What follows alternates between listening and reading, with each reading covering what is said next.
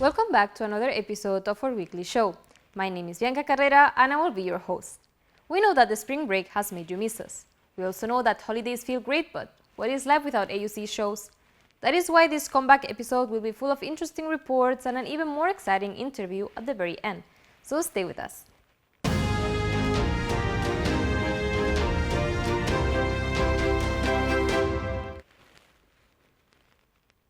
The School of Humanities and Social Sciences offers a wide range of resources aimed at sparking imagination, developing sharp analytical skills, and promoting teamwork. More on house building with our reporter, Nur Wael.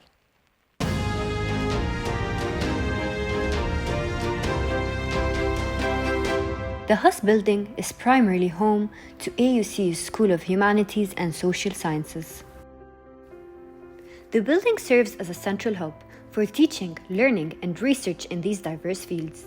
It houses classrooms, faculty offices, and research labs and facilities specific to these fields, such as computer labs equipped with relevant software.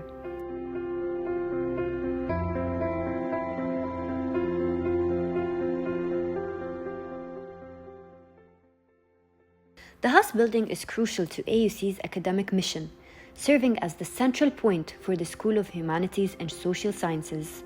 It's where students delve into understanding the human experience, develop critical skills, and prepare for a wide range of careers that require a deep understanding of society and culture. The building is a vital space for intellectual growth and the exchange of ideas within the AUC community.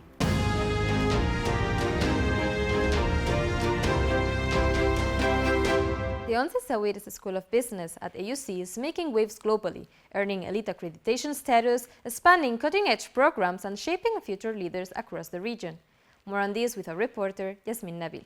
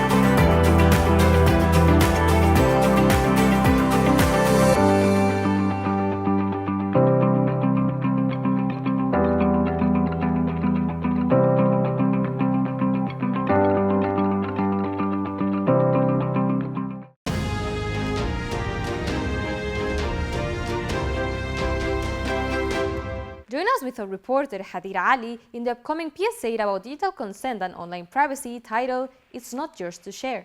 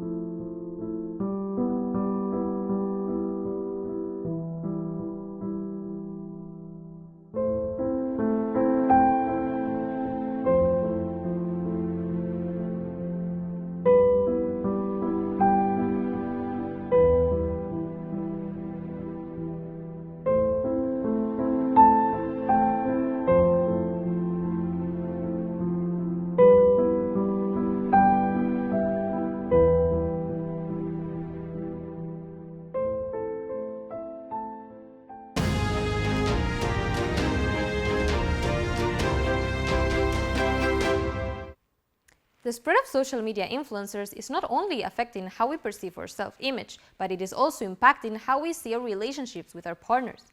More on this topic in the upcoming PSA by your reporter, Riman Ashraf.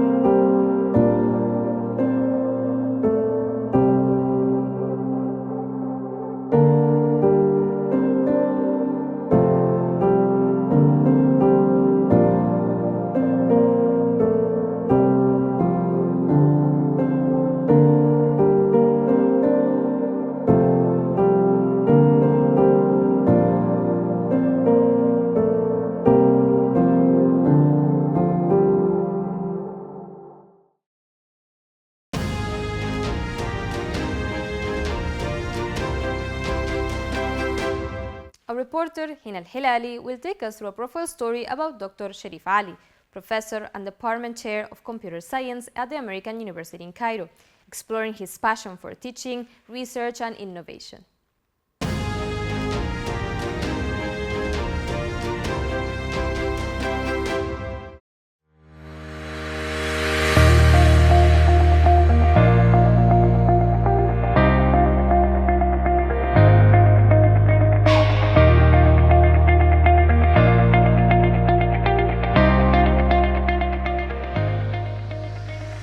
We offer 2 undergraduate programs in the Department of Computer Science and Engineering, one in Computer Science and another in Computer Engineering. Both programs are accredited by the Accreditation Board of Engineering and Technology.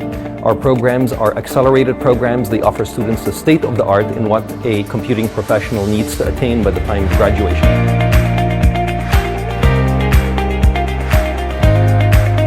If you're doing history, for example, AI can help. If you're doing library studies, AI can definitely help you on that front. If you're doing journalism, definitely can help you on that front also, like identifying fake news, etc. So there are so many advancements across all domains that people could be making use of.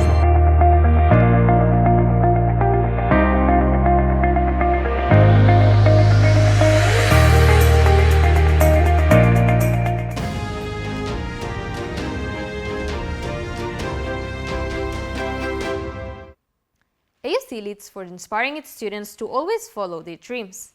On the following profile, we will be taking a look at one of AUC's Italian students who started with a passion for Arabic and whose experience at our university has encouraged her to teach Arabic as a foreign language.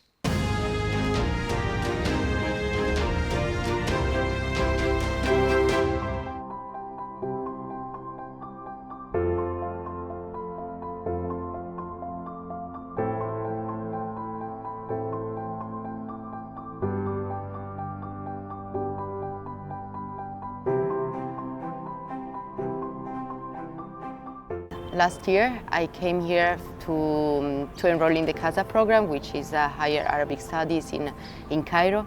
And of course, I loved it. This year just really led me again to consider how much I want Arabic and Egypt to be part of my life, but also not only for me, but to try to share it. And I thought that TOEFL would be the best program to allow me to still stay in Egypt, to continue actually forming myself and developing my knowledge of Arabic, Egypt, while already starting understanding how to teach, the strategies, having practical experiences through the fellowship. So I felt there was the perfect program to continue in the direction that I've been building in the past years.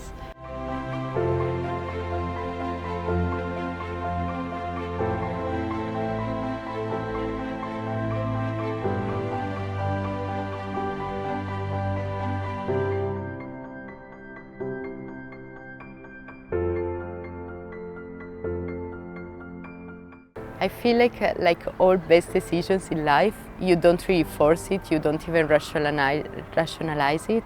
It was more like an intuition. I was doing Sciences Po in France, studying international relations on the Middle East. I already fell in love with the Arabic language, and literally, I feel like my first 2 years were so beautiful because of studying Arabic there. So I wanted to dedicate myself to Arabic for the 3rd year, and somehow I couldn't go to Lebanon, so I decided just spontaneously, why not Egypt? It was just an intuition.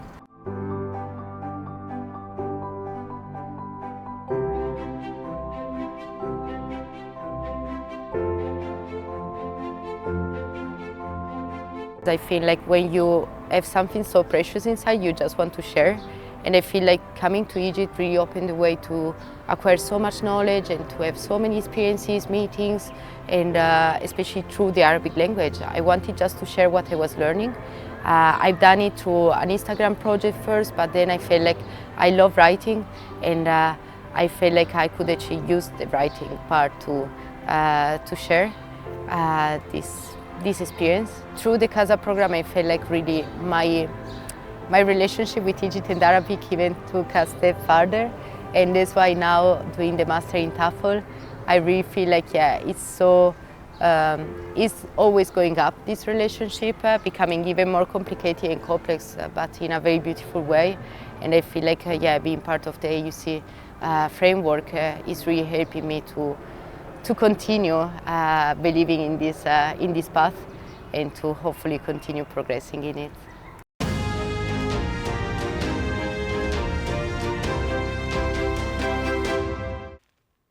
With youth unemployment still a major challenge across the MENA region, the Town Hall with Yusur seminar spotlighted how the Yusur platform is helping bridge the gap between young job seekers and employers. Our reporter, Zaina Qasim, will cover more in the next report.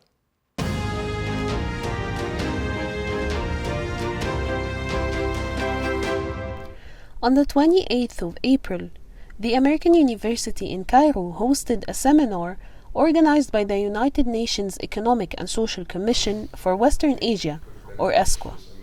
The event focused on Jusur, a platform created to connect opportunity seekers with employers across the MENA region. The seminar began with a moment of tribute.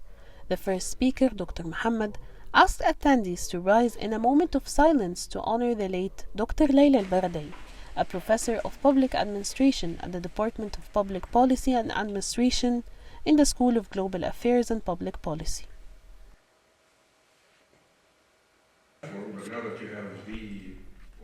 Following the tribute, Dr. Muhammad and Mona Fattah provided an overview of the Jusur platform, detailing its mission and the vital role it plays in addressing youth unemployment in the MENA region.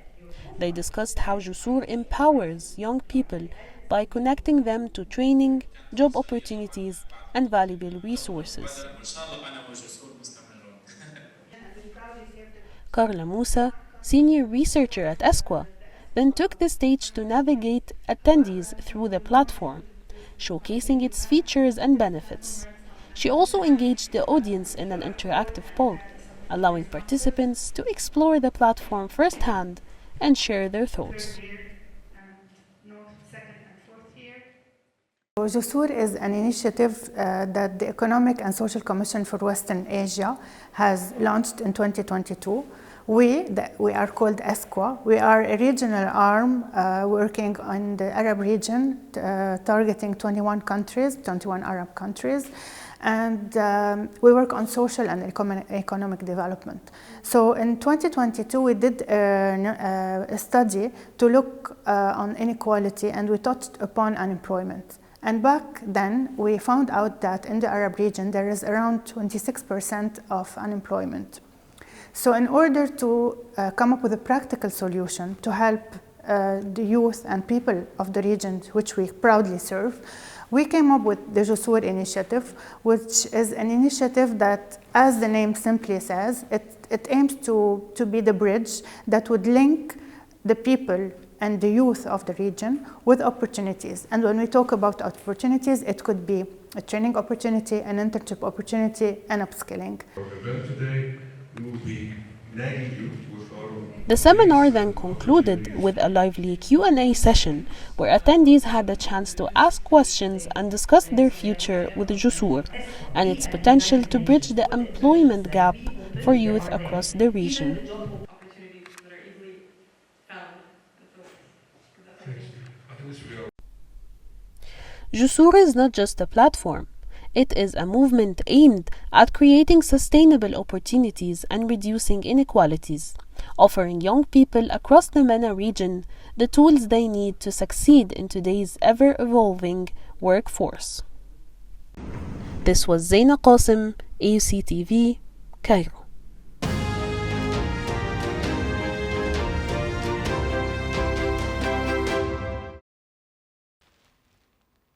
That was all for today's report, but the episode is just getting to the most exciting part. We know that the AUC students come in all shapes and with a wide range of different skills and interests. Today, we're interviewing someone who, after graduating, is not just continuing her PhD path elsewhere, but who also has an entrepreneurial and creative side, organizing something as fun as escape rooms. Stay with us for our interview with Aya Ali.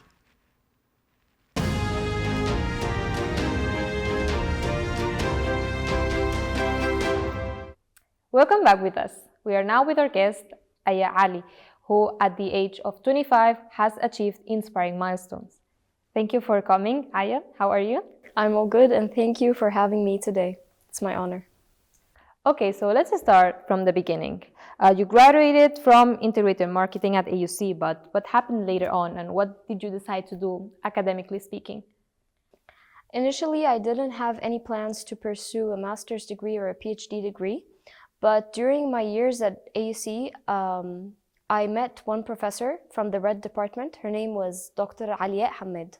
She still teaches until today in this department, but she truly inspired me to pursue this career because I was inspired by how much one professor could actually impact so much students in so many ways, both professionally and personally. And this is why, or when, the idea came to my mind of, you know what, why not start pursuing a master's degree and a PhD, especially that I'm passionate about learning. And I really like to know more about all kinds of fields. So this is what I decided to do. And immediately after I finished my bachelor's degree, I started my master's degree here at the AUC, but in public administration. And then I started my PhD degree. Can you tell us more about your PhD? Where are you doing it, and what is the research specifically? Okay, so I was initially accepted for a scholarship at Washington State University to pursue my PhD there in media psychology, but due to certain issues with the visas and other issues, I wasn't able to travel, so I decided to pursue my PhD degree at the GUC in Egypt in the field of marketing. Specifically, when it comes to my research, I'm doing it mainly on AI-driven marketing. I've pursued the field of AI since my thesis for the master's degree, since I was doing it on AI readiness. And then I found myself to be really passionate in the field of AI, so I decided to do my PhD research on AI-driven marketing and compare it with human-driven marketing in terms of how much it impacts the consumer decision-making process. Perfect. We know that apart from your PhD and all your studies, you also have a escape room business. That's so interesting. Can you tell us more about this business and how did you decide to start? Of course. So it started in 2016. I was very young at the point. I was still 16 years old. And then it started as a family business. My older brother was the one who decided of, trying out this business and seeing how we can excel in it. And then we started it with our first branch in Sheikh Zayed. It was very, very successful. So we decided to open another branch, also in Sheikh Zayed, but with another name. We didn't want to enter the market with only one name. We wanted to enter with many different names to try to conquer as much of the market as possible. So then we opened the second branch in 2020 during COVID, again in Sheikh Zayed, but in Beverly Hills. And then we opened our latest branch in, I think, 1 year ago in Fifth Settlement, right behind the AUC. So it started as a family business, and I was the co-founder and co-owner of all of them. But then I became more and more passionate towards the field because I love everything about it. I love creating puzzles, and I love scaring people as well. And I love really entertaining people as much as possible in many ways. So this is how it started. And I wonder, how challenging is it to combine everything you do, especially now that you're pursuing your PhD, your personal commitments, and also this family business that you have? It's very challenging. It's actually overwhelming. But I have to say that over the years, it gets less challenging, because when we started out, we really didn't know what kind of challenges we were going to face. So it was all surprising, and it was all very overwhelming and unexpected in many ways. But then the more we experience it, now we've been in the market for almost, I think, 9 years. Yes, 9 years to be exact. As we're approaching our 10th year of owning this kind of business, we feel that we've managed to solve all of the problems, and in fact, we were able to innovate and start new ways of actually operating this kind of business. So the challenges are becoming less, but does that mean that it's not challenging anymore? No, it certainly is, to the point that at many times I still don't have the time management skills to actually have enough family time or have enough, time with my friends or social relations. It's still hard to juggle, but it's much easier than it was. My last question was, what do you think might seem for some a bit random, like the PhD in that, the master's in public policy, the escape room business? Do you think that is it random, or do you see a connection between all of those things that you do? To be honest, others may be able to establish a connection between both of them, but if you're asking me of my personal opinion, I don't think there's a connection between them. And the reason is each one of us has, different sides. And, it's always healthy to pursue all kinds of hobbies, whether they're physical, whether they're creative, whether they're academic. So this is, in my perspective, the healthiest thing to do. No one should only focus on one certain path and one certain career and stop there. You should always have, a bit of everything. And I personally think that my PhD, it satisfies part of my personality, the academic part of my personality. And while the other hand, the escape rooms, they satisfy a whole nother, part, the creative part, where I have to think and I have to, find new ways to change or redefine what the escape rooms mean in the entertainment industry in Egypt. Thank you so much, Aya. We enjoyed having you a lot. And for you, I hope you enjoyed and stay with us for the next show.